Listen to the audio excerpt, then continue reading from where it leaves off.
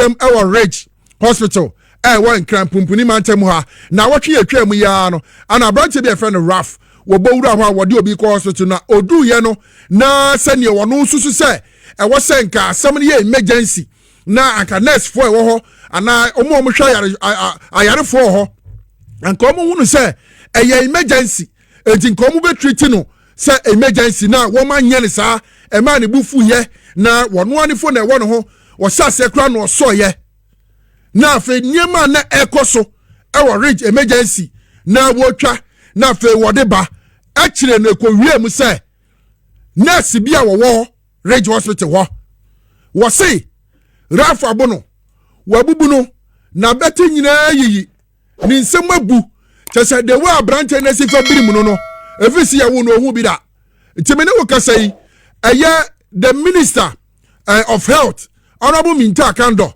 emperifo wo mka bom so okay yenti committee na sa asemu ye esi wo Ridge no wo mu hwehwe mu pefe na babia e da yemfento babia bi da yemfento mene wo kasai ne de ya ana report na timi akọ na akwakodu health minister nim Dr. Lawrence Oforibuadu wono ano ye chairman edema committee a na etina so aye nhwehwemu ewo basabasayo ana sensem na ekoso ewo Ridge no ene ye wo mo de nsem no ema health minister niema wo mahunu wo makeka bi ade akire no enti yenko yenhwe Dr. Lawrence Oforibuadu wobra na wokeka ehwehwemu o ma ye committee na ye ede afa saa ensem a esi wo Ridge efa Raf ene nurse ye wo se ye bu ni nsem no ho no yentiemra ne yento adwumade ne so assault any medical staff or witness any person from among the bikers assaulting a hospital staff.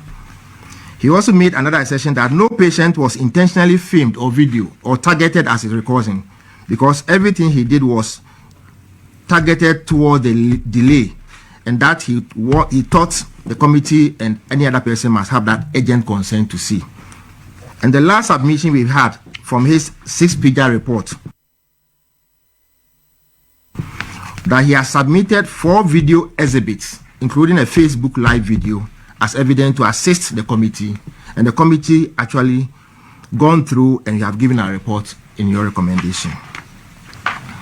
So, Honorable Minister, permit me to just make 1 or 2 recommendations, and the rest are found in your full report.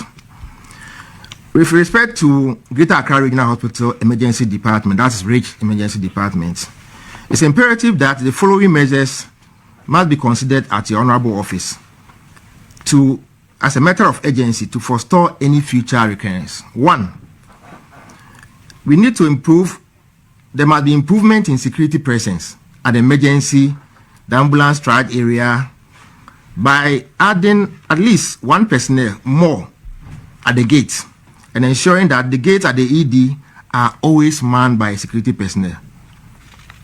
Additionally, we also propose that the CCTV cameras around is very limited to some of the care areas. And so we propose that if it is not for any privacy, they should add on some more CCTV to give evidence and also ensure that the staff will know that somebody is monitoring them in their work. Also, the police office present at the mortuary area, we propose that at least at the weekends or night duties, the police must be present to support the emergency security, to just back up the 2 private securities they have. Number 2, Honorable Minister, we also propose that, recommend that you take immediate steps to support the recruitment of additional clinical staff. For Greater Accra Regional Hospital, we focus on staff who will support emergency care. The next recommendation was that you also address to restore the capacity of Greater Accra Regional Hospital in providing imaging services. For example, X-ray, CT scan, MRI, which are all 40 at the moment. And we believe that that is actually some of the gaps that is perceived to be delaying care at the emergency, even though doctors normally attend to clients on time. But the services for imaging is done outside. And then the 4th recommendation, Honorable Minister, was to appeal to your office to recruit additional administrative managers to serve as client service officers or customer care staff at the emergency department. We find that most of the time people come in there but the customer care and client services is lacking. So people come in and get stranded, they don't know what to do. Whilst the emergency staff are also busily attending to patients. So we need to beef up the client service aspect of the emergency care. Other recommendations we added on Honorable Minister was to build human resource capacity for holistic emergency care in the country. This one goes beyond reach. And then when we are able to build that capacity for emergency care, it will minimize the rushing of people to the regional hospitals and then the pressure we are seeing now. We also recommend that we increase the number of secondary level facilities in every region. For example, Greater Accra may have 3 or 4 in addition to reach. And when these are done, it will also minimize the influx of emergencies all coming to reach, as we have been observing.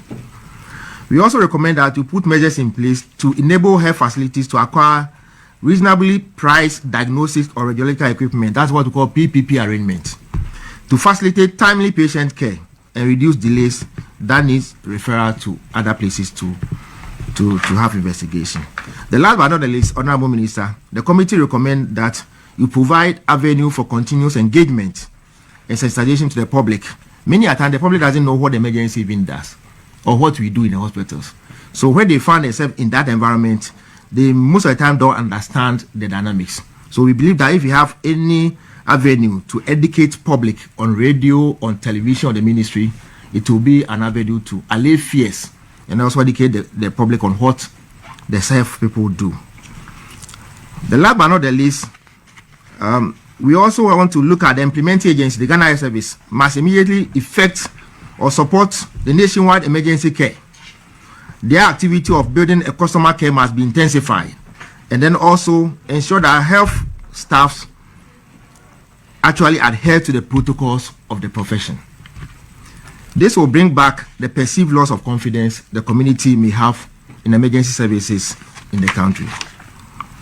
In conclusion, Honorable Minister, the above mentioned observations and recommendations may be addressed to prevent any set occurrences, as we have said, in our health facilities, Greater Accra region and Ghana at large. So the committee ended by saying that we support all the few things that we have proposed. There must be a training for security presence at all emergencies.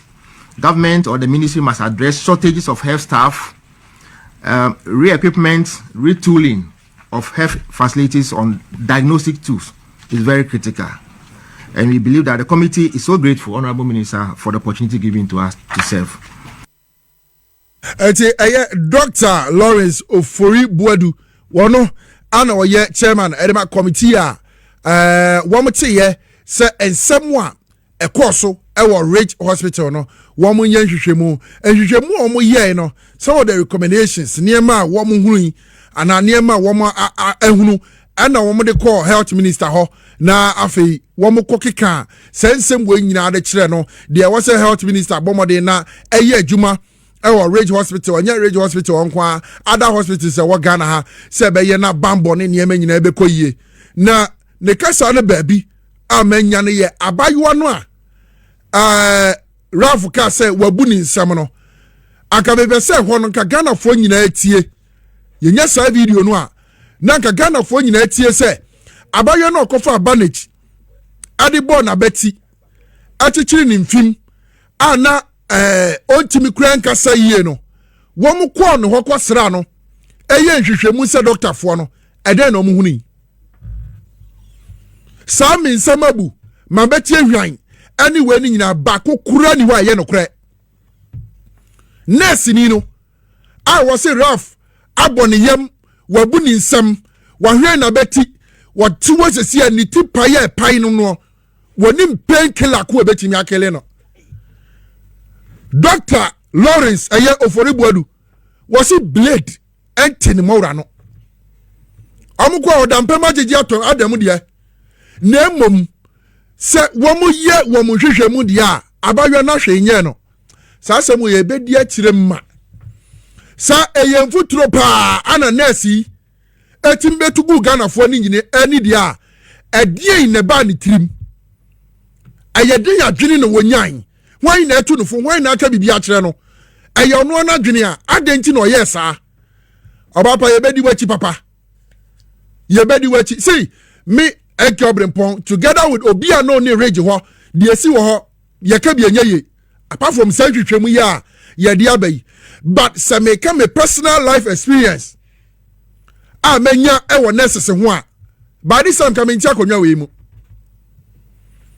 obi a me yare ni awra se me di me awra emergency na my stable na doctors actual nro ma me se me num nro we na enro no ade enro ni chi ne kase pa eye nkosua ene milk for 3 days na mi gusu num adrei na mi num nkosu mi num tea na mi di nkosua ayate na mi da hospital ho afa yare no kwa na ekosoro yare ne ba na eba ana emma me pressure na mi si dabi mo fa drone ma me na mi ankasa mi ready ho na the way am no madura me susu sa me ho beto me no enye sa na eya me ampani ampa ni nuani ampa wo mutamaduro ni ma me na me kan ho a te se ade aduro ni ti on be so be hu na bra ba mu ye nkosia ne milk wonim se nurses yi ade aduro ni ma me no ye wo bere ko man kire me de aduro ni ti wo mu de aduro ni ma me anom no me be se be hospital ni din doctor pani pa o no ka se abrantie me pa o chew de esi na etan nanso wokokan wa bontin hoi afi na ebe ye he anam si entimi wuye o si ya de ne ba emergency oba so yare oni pan kro ba na wa fenti da wo enipa ewu awa yare sabia emu fa ye betima ka cho play say nurses fo ni bi ka ho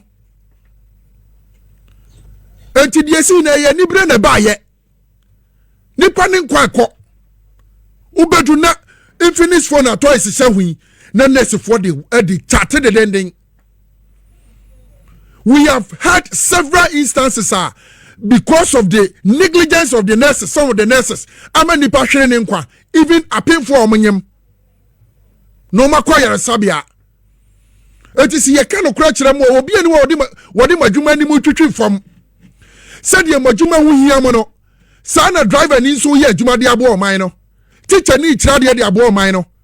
Enti won so wo dia wa fa se wo de beji nipa nkwa aya me se nurses for omo wey ayi omo kan omo recite kra friend say ye mo ne entie wo ye nurse ni ade chi bia kan sa de no kan na mu ku nipa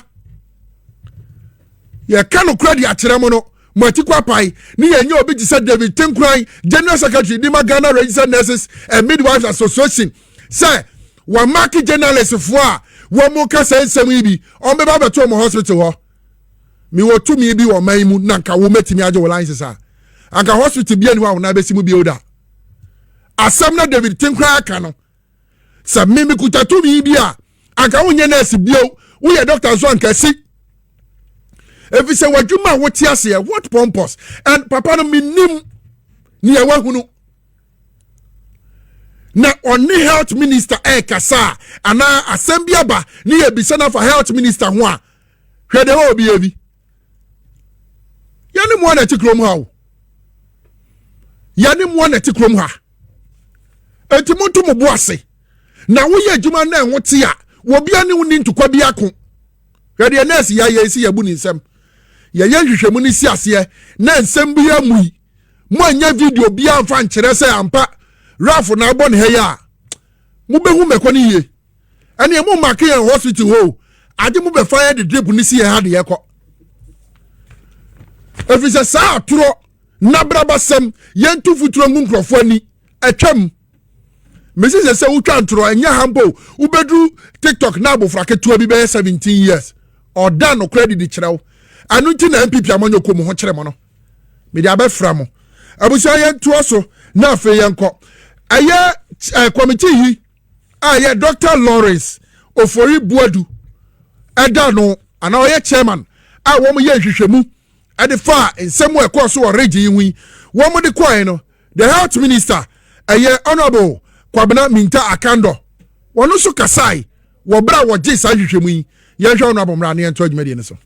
This is a fact finding committee. They are not to prosecute, they are not to judge. They have presented their report. It's a fact-finding report that anybody can make good use of their report. And so with the greatest of respect, let us not go into the criminal issue of the matter. That was not within their jurisdiction. In fact, the truth of the matter is that the very day we visited the hospital, which of course I was accused of greeting somebody,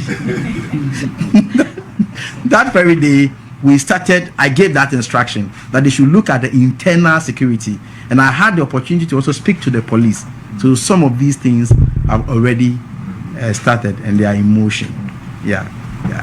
So I just want to give the public that confidence, that impression that, even if a committee is established, that's all. Only the announcement of the committee is what we hear. We don't hear the findings. Nothing happens to it. That's not going to be business as usual.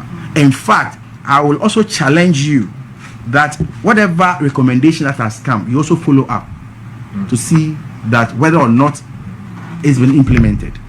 I will challenge you to also do that. Honorable Kwabena Minta Akando, Health Minister, Anna wote se wono so din anu disem to ho wobra committee a womote se region sem esi ye wobra nurse bi se yabo no na yetiecha no ntese yabubu no nhwehwemu omo ye niema e wo se hospitals ne ye na etimi de ahobambo kese de ba ana no so eje ye no ana honorable kanom se nsem bi se ya Ghana de obetia no se ya te committee. Committee ye nhwehwemu. Committee ni ye adwuma. I see. But another day, result oriented committee. Ya ye nhwehwemu pa. Assembly see how many days krani? How many weeks in here? Ya de Akroma health minister. Ene me wo se ye na ti be bo hospital no ho ban. Ya de ato ho. De no so wapira, ampa Ye nhwehwemu akosisen. Enti another day ekira nsusunu ye da amammuo ene abambuo mu ana yoko befa wo a manfri parliament ankotena fom efise yaka ade ato otie I say do not carry any weapon to Akwatia by election even if it is registered.